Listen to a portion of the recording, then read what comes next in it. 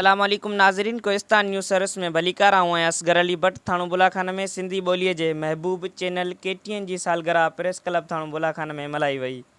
उन मौक़े ते मुख़्तलिफ़ शख़्सियतनि शिरकत कई। उन मौक़े ते सालगिरह जो केक पिणु काटियो वियो। तक़रीब में शिरकत कंदड़नि KTN जी सथ खे वाधायूं ॾिनियूं। उन मौक़े ते शरीक थींदड़नि सहाफ़िन, समाजी अॻवाननि ऐं अदीबनि KTN न्यूज़ थाणो बुलाखान जे रिपोर्टर मुस्तफ़ा मेमण खे केक खाराए सिंध जी सुखड़ी अजरक जा तोहफ़ा पेश कया।